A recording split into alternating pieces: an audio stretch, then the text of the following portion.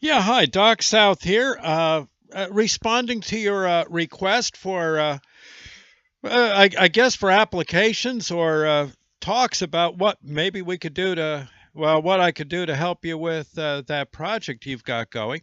It sounded interesting. I don't know if I fully understand what it is, but it sounded interesting. And heck, it's a chance to get on and talk a bit. So what the heck?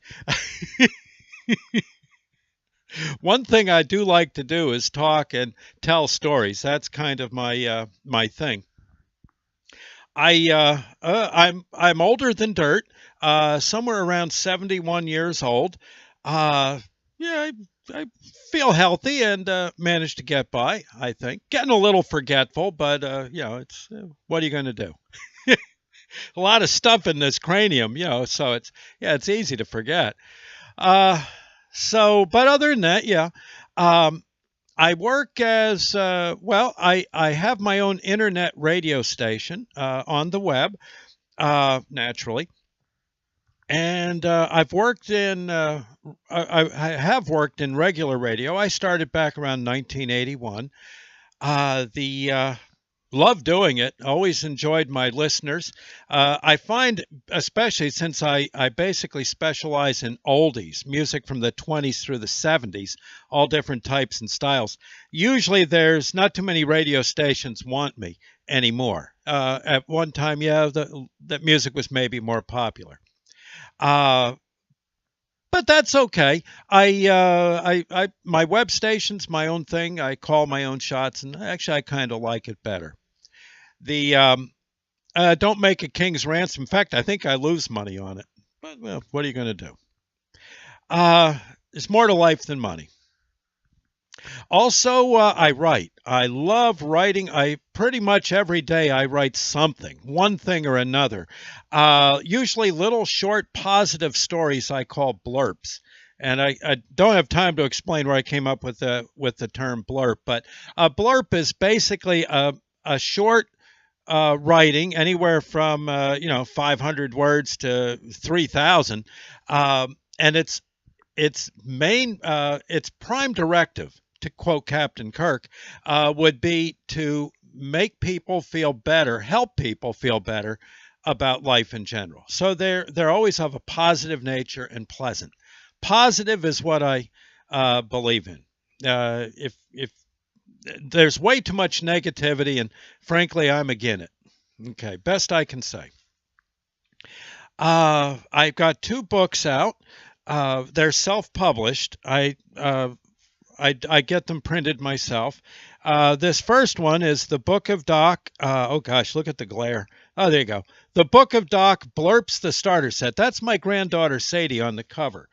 I put her there because she was the inspiration for, I think, a rather dramatic change in my life.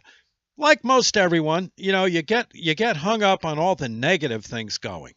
It's like say you got poison ivy on your arm, and you're going to scratch it, and it bothers you. Uh, but if a toothache in your mouth goes away, well, you forget about it. Yeah, when the poison ivy goes away, you forget about it. The thing is that while you're scratching on the poison ivy, maybe something else nice is happening in your life, and you should look for that, and you'll feel a lot better. Eventually, the poison ivy goes away. Right. Adversities, like I said, I'm 71. I've had more than my share. Auto wrecks, divorce, bankruptcy, not bankruptcy necessarily, but being very broke. Um, and oh gosh, well, you name it, all sorts of stuff. Stuff happens. Heart trouble. I had heart trouble for a while. Did I say? Yeah, I also got rid of drinking and drugs in my life as well. Yeah, I'm all the better for it. The adversities kind of prod you along. uh, I'm trying to think. The inspiration for a lot of this change in me was, again, my granddaughter. We were she and I, when she was about 4, maybe 5, we were going to go on a road trip, just her and me. Drive for the day, stop, get a hot dog or something. Look at things, and I'm getting the car ready, the van, setting it up, so a kid can ride in it and like that. And Sadie's playing out in the yard. And I said, "Come on, Sadie, we got it. Everything's ready. Let's roll." And she comes running over, all excited, and she says, "Here, Pop-Up." And she has in her hand something for me. She lifts up her hand to me, and in her palm was about 10 four-leaf clovers. And I said, "God," and she said, "Pop-Up, these are good luck for the trip." I said, "You're right. Okay, here, I'll stick them in the on the dashboard here. They're cool. Actually, I put them in the ashtray. No ashes in it, so yeah, there." And I said, "Sadie, where'd you find those?" She said, "Well, they're in your yard." I said, "No, they aren't. I mow the lawn all the time. I never see four-leaf clovers." Well, she says, "Pop-Up, they're there." I said, "Yeah," but she says, "Pop-Up." And you know how little girls will do, like Shirley Temple would put her hands on her hips. That, yeah. She says, "Pop-Up, if you want to find four-leaf clovers, you got to keep your eyes open for them." And I don't know, that was an aha moment. And I said, she's right. The kid's right. And so I basically told myself, from here on in, I'm looking for the four-leaf clovers. And I've been the better for it. Much better. Oh, God, yeah. So there you go. Again, I believe in trying to do good for people, making them enjoy their lives a bit more. I also believe it's very good to serve one way or another without thought of reward. I worked on a rescue squad down in North Carolina. I ran with that squad for about, just under 3 years. Loved it. And honestly, I didn't know better people than the people I worked with on that squad. They were it was all volunteer. There were some paid people there, but even they had to volunteer for night duty, and it got hairy. Oh man, in fact, we had people killed that were on the squad while I was there. So it was no picnic. But you know something? I never knew, like I said, never knew better people than them. Yep. No griping. Well, yeah, there'd be griping. Arguments over how checker games and stuff. But when the alarm rang, out we went, and all that was forgotten. And I never knew people so dedicated to doing the right thing. Oh God, they were such nice people. And I got into radio because I figured, a lot of those rescue calls were because people were unhappy. And maybe if there was something good they can listen to on the radio, something to bring back a pleasant memory, an oldie show, some banter and all that, maybe they'd put that gun down. Maybe they wouldn't drink quite as much. So that's sort of why I did it.